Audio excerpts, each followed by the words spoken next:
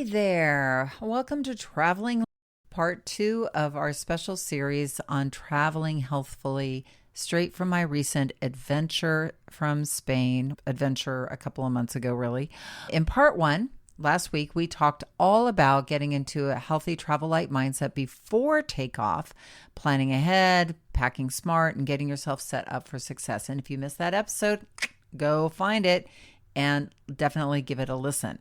Now, today in part 2, we are picking up on the journey as I hit the road, traveling through the gorgeous coastal towns of Costa Brava. It was a little rainy, but gorgeous anyway, and wrapping things up in the amazing Valencia.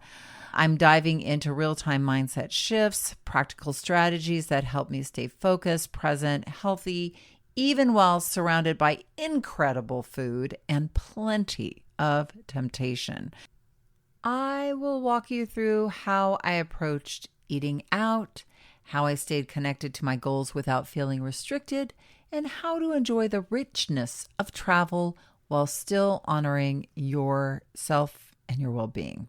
So if you ever wondered how to strike that balance between indulgence and intention while exploring new places, this episode is for you. So let's jump in and keep the momentum going, because healthy travel isn't just possible, it can be joyful.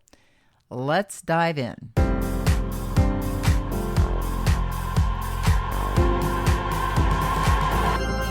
Did you know that our struggle with weight doesn't start with the food on your plate or get fixed in the gym? 80% of our weight struggle is mental. That's right. The key to unlocking long-term weight release and management begins in your mind. Hi there, I'm Rita Black. I'm a clinical hypnotherapist, weight loss expert, best-selling author, and the creator of the Shift Weight Mastery process. And not only have I helped thousands of people over the past 20 years achieve long-term weight mastery, I am also a former weight struggler, carb addict, and binge eater. And after 2 decades of failed diets and fad weight loss programs, I lost 40 pounds with the help of hypnosis. Not only did I release all that weight, I have kept it off for 25 years. Enter the Thin Thinking podcast, where you too will learn how to remove the mental roadblocks that keep you struggling. I'll give you the thin thinking tools, skills, and insights to help you develop the mindset you need, not only to achieve your ideal weight, but to stay there long term and live your best life. Sound good? Let's get started. Hello, you amazing person. May is that busy month. Everybody is traveling. I am happy, though, personally, to be doing nothing. Going nowhere. No, nothing for me. I am staying at home, watching my tomatoes ripen, my cucumbers grow, my dahlias start to bloom, and I couldn't be happier. I've been traveled enough. I was sick all winter, traveled. I'm just like, let me just stay home. And that's what I'm going to do. But I am going to take you a blow by blow through my trip through Spain, Catalonia to be exact, which was wonderful, rainy but wonderful. And there you go. I did do a podcast last week. If you didn't miss it, you might want to check that one out first, because that's about how to get started on your travels, get your mindset going, and get on the plane and get to where you're going. And now we're going to dive in deeper, because as I have noticed myself over time, and I have been helping people with weight management for 20 years. I know that in the beginning of a holiday, you got good intentions and you got a lot of focus. But as time wears on, the focus can wane a little bit, and it's easier with even just a little bit of nibbling here and nibbling there. We can get our carb zombie going and things can fall apart rather quickly.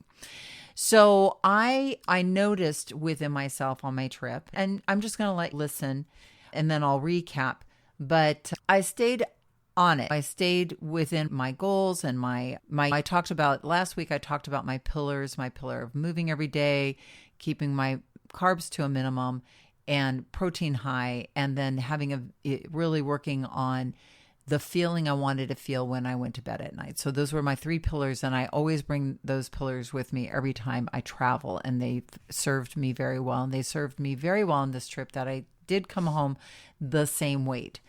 But another thing that is really important for me is to keep my brain, like to keep my mind, because when I struggled with my weight, I get into this in the recording, but it's just, I ruined holidays by overeating and then going on these binges because my brain just got hooked. My carb zombie took over, and then I wasn't even present to a lot of my holidays. So for me, it's my personal joy to stay present and be really grateful about travel, because it's such a privilege to be able to move around the world and see beautiful places and experience history and be with the people you love. That is a real privilege. I don't take it lightly, and I try to be really grateful for that. I'm going to hop in to give you a taste of our next leg of our journey, where we were still in Barcelona, but getting ready to head up to north of Barcelona to Girona, but also mostly where I talk about Tossa del Mar. But first, we're going to hit Barcelona one last time.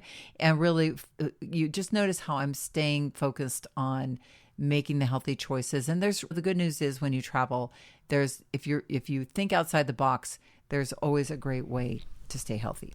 Hey, it's me again from Spain.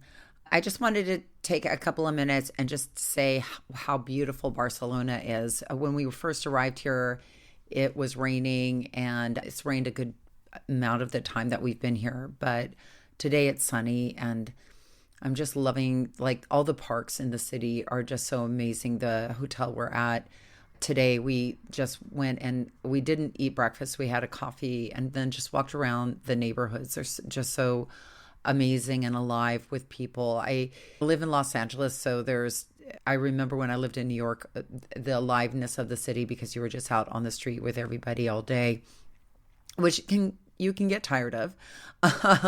But with European cities, and even the same when I lived in London, I loved that aspect of just being out and about with people during the day and being able to go and just sit and eat lunch in a park. And that's what we did. We went to a healthy, like the Whole Foods version of Barcelona, very much like Whole Foods, and I went through their salad bar and made a salad and went and sat in the park and had a beautiful salad and just enjoyed watching the pigeons. And there was these beautiful green parrots and all the other Spanish people. It's really great because we are here in March and we are getting rain, which is the downside. But the upside is the beautiful little flowers, the pansies, the peach trees are full of blossoms. And it's maybe not the most beautiful time to be here, but it's certainly charming.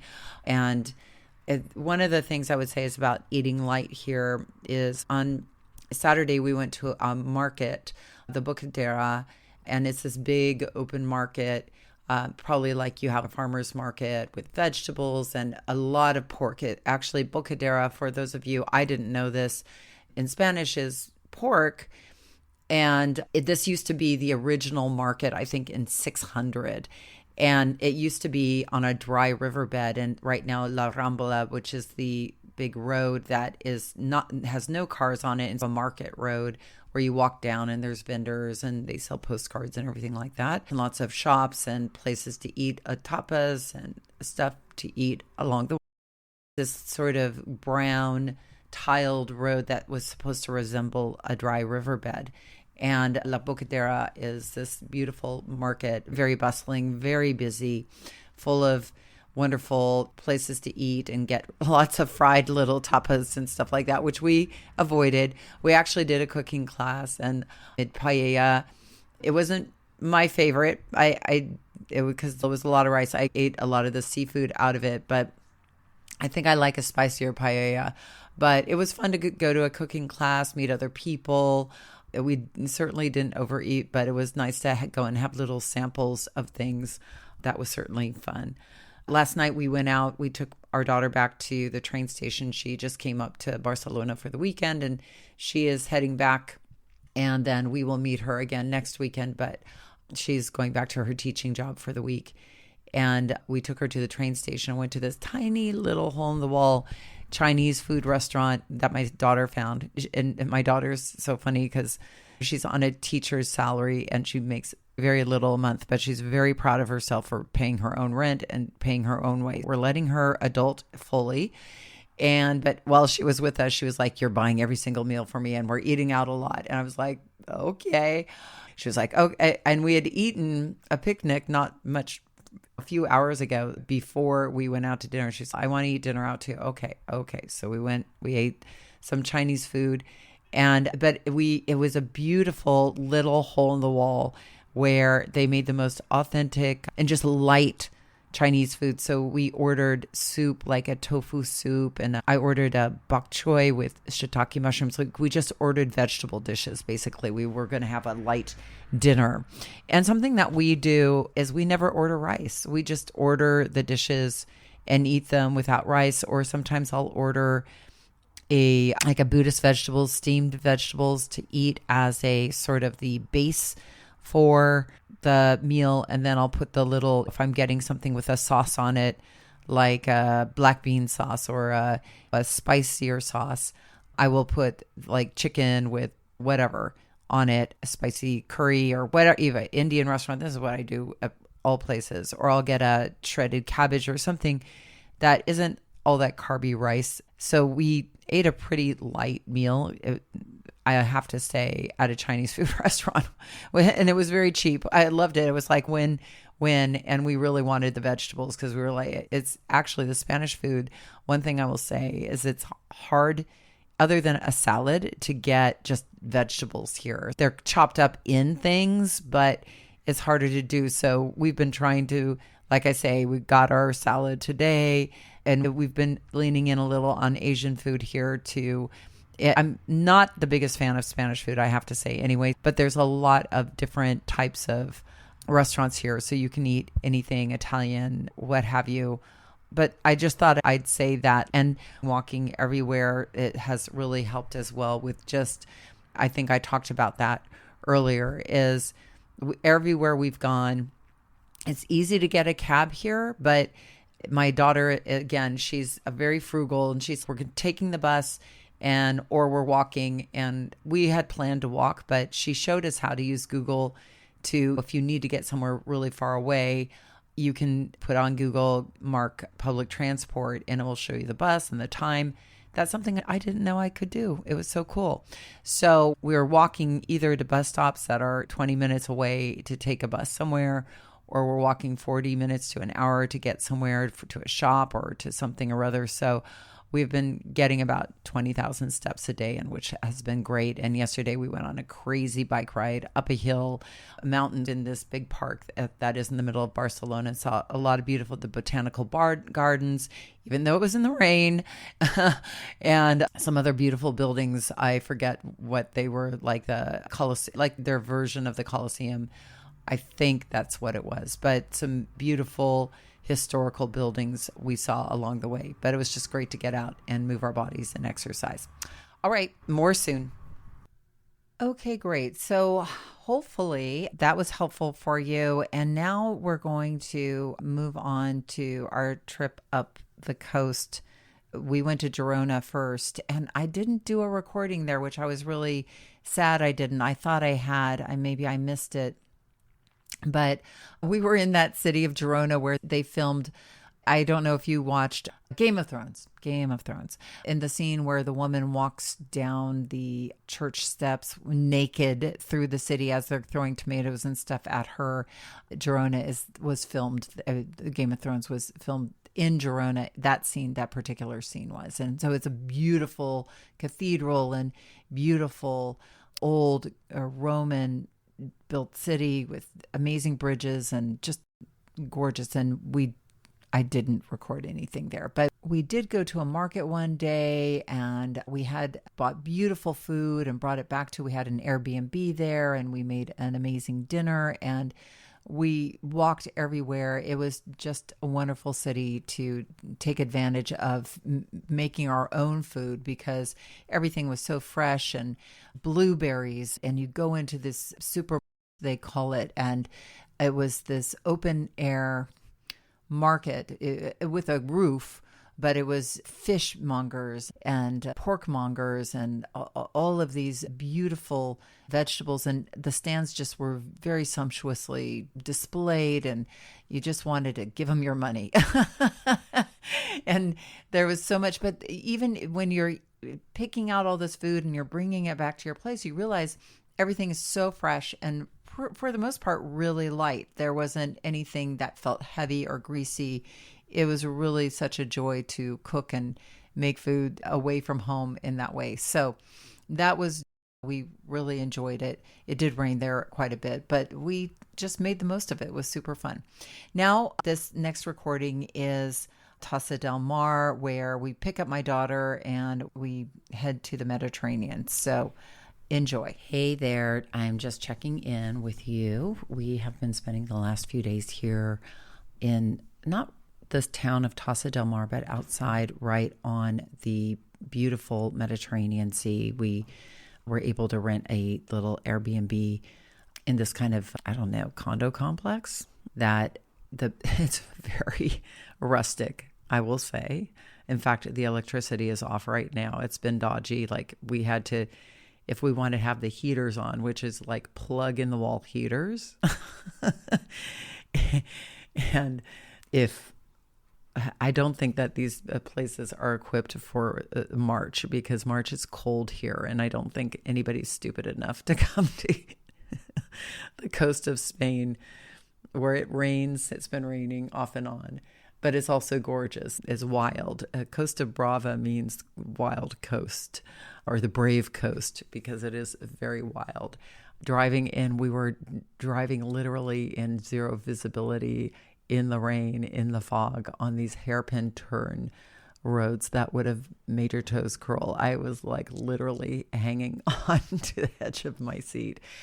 Now, yesterday, the sun came out and it was nice, and we could see that the roads were really amazing and gorgeous and beautiful, and just driving along the Mediterranean. It seemed like those movies that you would see Cary Grant in Italy. But because the great thing about this place is it's not overrun with American tourists. It's pretty, any tourists we've seen have been European, and there haven't even been that many tourists here because like I said, it's not tourist season right now. We walked into town. We hiked into town, I should say. We went on the Camino de Ronda, which is this amazing trail that goes from Barcelona all the way up to France. And I think it's over 1,000 years old, this trail. And it's really well marked because they're very proud of this trail. And it's literally climbing over rocks and through trees. And you see the Mediterranean. We saw the Mediterranean on our left going into town, and then on our right coming back in. But you see all these little calas, which are these inlets where in the summertime you would go down and people would be sunning themselves or swimming in the Mediterranean. But the Mediterranean right now is very rough, but beautiful blue, and just all the pictures. I'm sure if you've been to the Mediterranean, you know what I'm talking about. And if you haven't, you've seen pictures.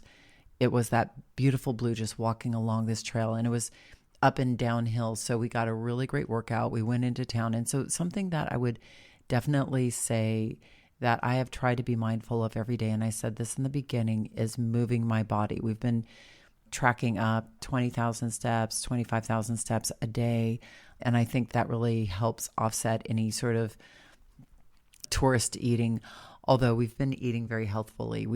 Like I said, we're in a very rustic area, and for the most part, we just bought groceries and have been cooking here, but this is the joke. So if we're going to cook, because it's an electric stove, we have to turn off all the heaters or else the electricity goes out.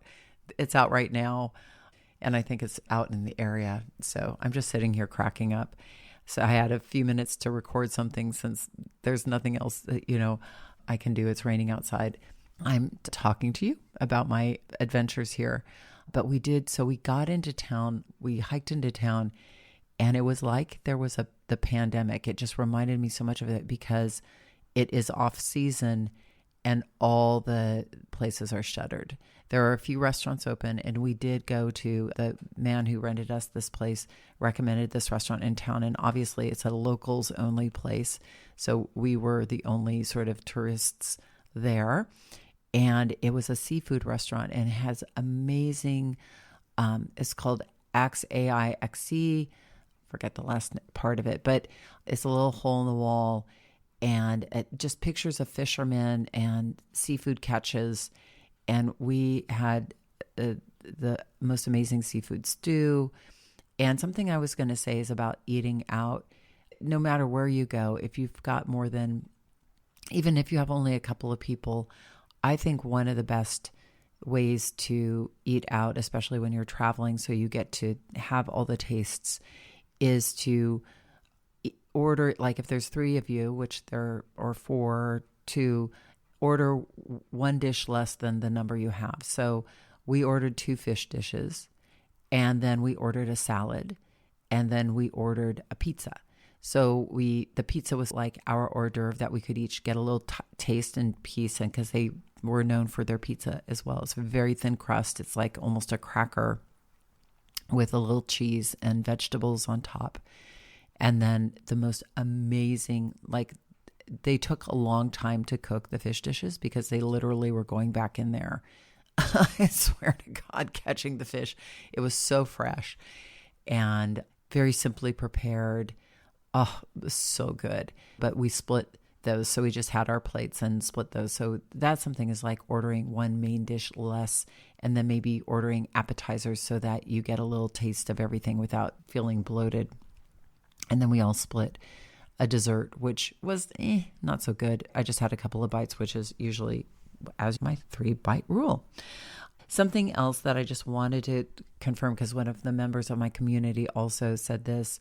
She was traveling at the same time as me, and she was having problems getting too hungry. And I had to remind her, like, get some protein from somewhere. Go to a grocery store, get some protein. I've been going to the supermarkets and getting turkey slices and a little cheese and almonds and things just to have, and protein bars. They don't really have a lot of them here, I swear, but we had brought protein bars, so we were good. Having, like last night, we had vegetables that we had bought at the supermarket, and I made a really great dish of just sauteed onions and garlic with fresh tomatoes and courgettes or zucchini, and then I made a fried egg for each of us to put on top. So it was a really light dinner after having our big lunch, but then we literally hiked so far. It was, we burned a lot of calories. But one other thing I wanted to say, other than make sure you have protein, is that you don't have to eat it to experience it. There are a lot of things here that I'm just walk by, that are what you would call touristy things. We've walked by a lot of gelato. We've tried gelato, but it's just, I don't think you need to eat things like pastries in order to experience, like, enjoy the visual and enjoy the just the array of the variety and the way they've prepared it. Like I said, the bread here is amazing. We don't have to eat it every day. You taste it, you enjoy it, and you move on. Something I really have been focusing on, and I think I've mentioned this before, but I will just say that this is something I really do believe in and live by, is how do I want to feel tonight when I go to bed? I don't want to feel bloated, full. I've spent, when I struggled with my weight, way too many vacations just feeling uneven, even blood sugar off, hungry all the time, thinking about food, wanting food all the time, bloated, going to bed feeling full. Oh, why did I eat all that bread? Why did I eat that big dessert? Why did I do that? So for me, just going to bed feeling like I had I tasted the beautiful fresh foods and tasted stuff, but I didn't have to overdo it. And I focus on other things, moving my body, being with my family, and being in this beautiful place, and the electricity has been out. There have been some times where it's been really frustrating, but not eating over it, but just going with the flow. Okay, we're in Europe. The electricity is out. That's what happens, and just making the best of it. So thank you for letting me share this with you. I hope this is helpful, and more soon. So just wrapping that up, I think the key obviously was move. You've gotten that theme pretty hard, right? Keeping the protein. Something that I didn't get into in that particular recording that I wanted to mention to you guys was that it was really easy. And I'm just saying this because I know that if you're going out traveling, especially for a couple of weeks, even if you're keeping your protein high and your carbs low, if you're eating refined carbs every single day, you can start to feel the pull of wanting to eat more carbs. That happened to me for sure during the trip. I don't want you to think I was like this pristine. The bread was amazing. I ate 3 bites of this and that gelato and sugary stuff. And because I don't usually eat refined carbohydrates, it's a general rule. I just don't. Because I was eating a little something every day, there would be days where I was like, oh, I'm feeling a little more pulled towards it. My brain got a little more fuzzy, where I was like thinking about food a little more. The food noise started to percolate. And so on those days, it really took me noticing that and being in tune with my body. That was the good news, is that I think when you're really staying grounded with yourself and showing up for yourself every day, you notice that you're like, oh yeah, I'm starting to feel a little off. I'm starting to feel a little, I'd like to go and get some extra stuff. And again, hey, if you want to, that's not a problem. I just know for me, when my brain starts to get that way, it's an indicator that overeating is about to happen, or I'm going to start eating 2 or 3 pieces of bread. And again, is that the end of the world? No, but what it does is it gets my brain activated. And now I'm thinking about food more, and I'm not being present to myself and present to what's going on. And I can't tell you, like, so much of my long-term permanent weight mastery is about being present and about not my mental freedom. That is just so important to me. So travel as well, even though there's all these offerings, I was like, yeah, those are great. They look amazing. They smell amazing. But my mental freedom is more important than me tasting all of that stuff.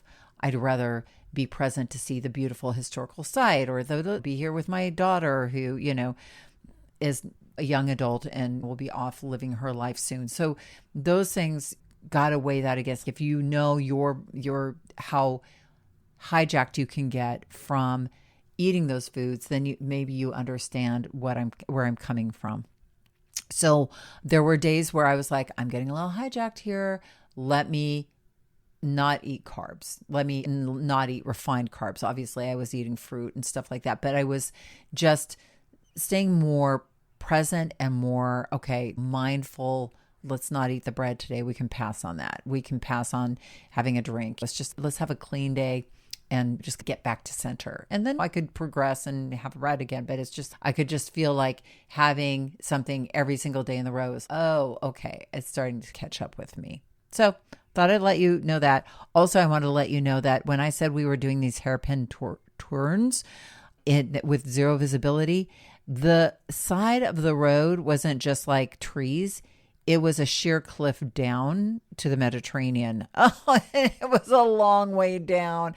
So my fingers were like literally digging into the car seat. Thank God my husband grew up in Buffalo, New York, and his later years, he learned to drive in Buffalo, New York, in zero visibility snow, like hairpin, like he's a good driver. So I was like, oh, thank God you were driving.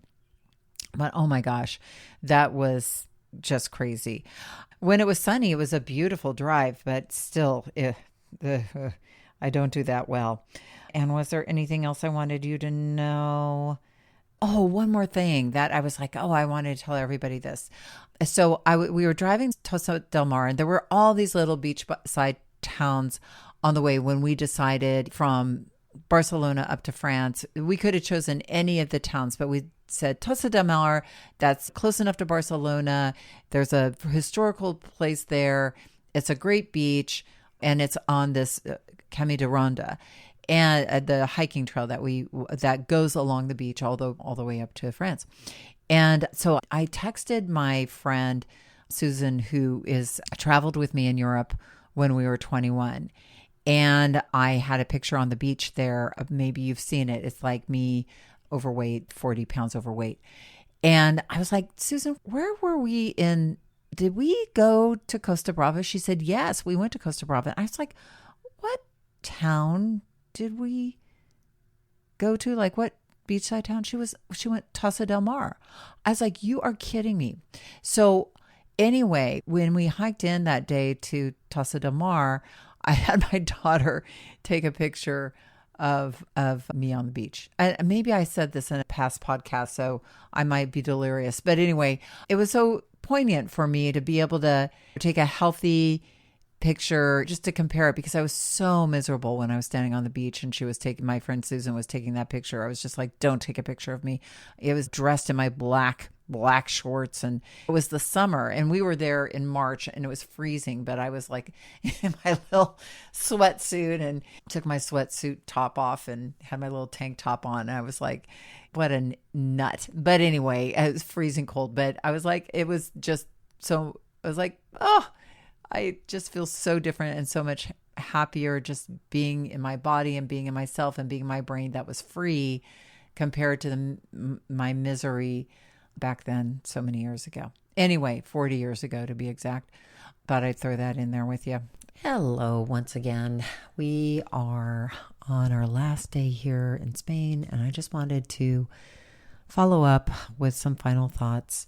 We've been spending the last few days here in Valencia with where my daughter lives, which is a wonderful town.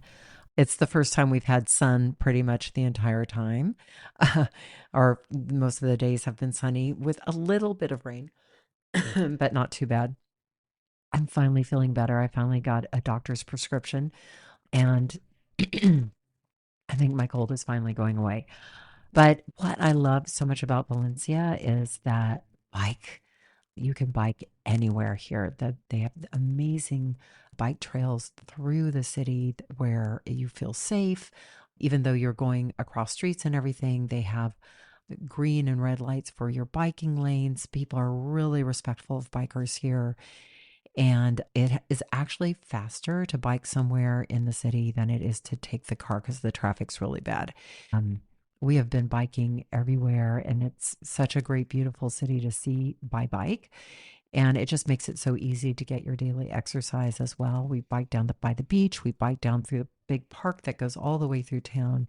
We biked through into the central part. We were biking around at 11 o'clock at night. It's really safe here. Just loved it so much. So it was great as far as just natural built-in exercise. And it's a much healthier seeming city. Maybe it's because it's a beach city than Barcelona, which is a town I loved, but I didn't see really any smokers here. I had a lot of smokers in Barcelona, and really healthy restaurants. So we had lunch down by the beach yesterday, and we had grilled vegetables that were just grilled to perfection, and a salad, and there was a lot of fried stuff on the menu, but it was also, I think with most travel, they are going to offer you fried food at every turn because it's the cheapest thing to offer, and tourists are renowned for going for the fried nibbly bits. But there's always usually the lighter option on a menu if you scour it enough. And I think enough places are savvy now to offer. So we went to a lot of restaurants in Spain, and there was always a healthy choice or two or three on the menu. Or you could ask for, like, once there was this menu with just fish with all these heavy sauces, and I just said, please, no sauces on the fish. And it was perfectly made. It was delicious. Asking for sauces on the side. The great thing about Europe is they'll just bring you oil and vinegar on the side for your salad. And there was this great restaurant I wanted to tell you about called Honest Greens. If Sweet Greens, like LA, there's a place called Sweet Greens, but Honest Greens was like Sweet Greens on steroids. It was this amazing salad restaurant where you could go in and it's just like all these amazing salads, or you could build your own. And then they had these desserts, which cracked me up because they were quote unquote healthy. They had this amazing brownie that was made with cauliflower and this tofu cheesecake, which we ordered both to try.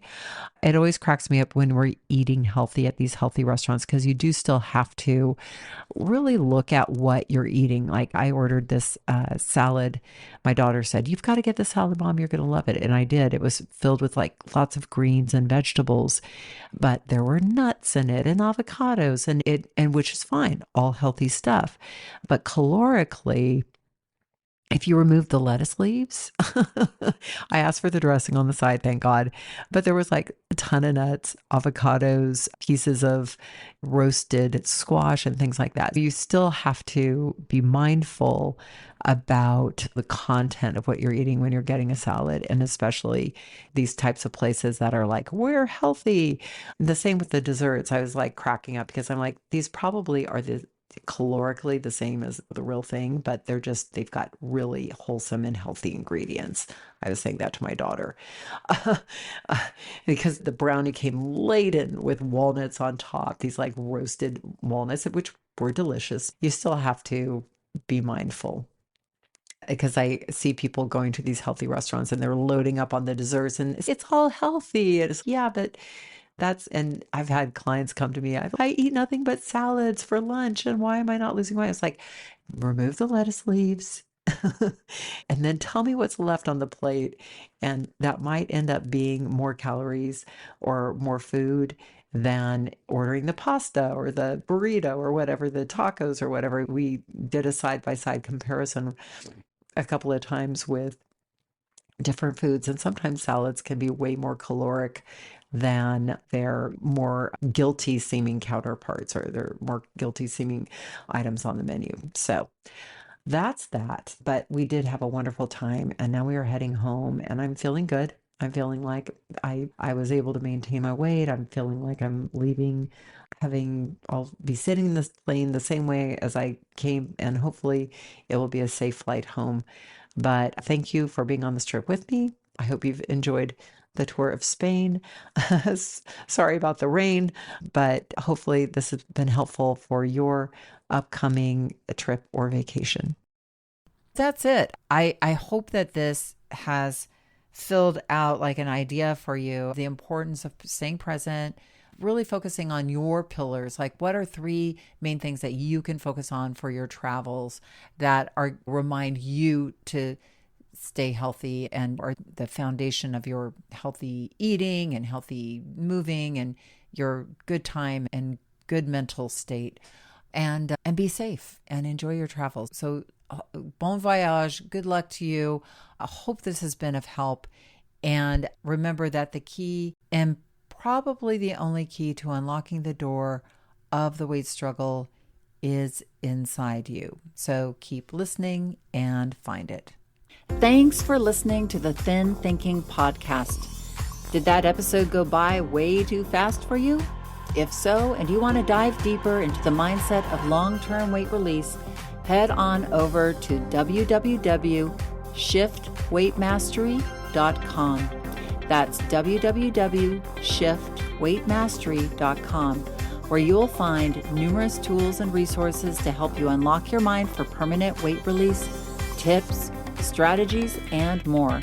And be sure to check the show notes to learn more about my book, From Fat to Thin Thinking, Unlock Your Mind for Permanent Weight Loss, and to learn how to subscribe to the podcast so that you never miss an episode.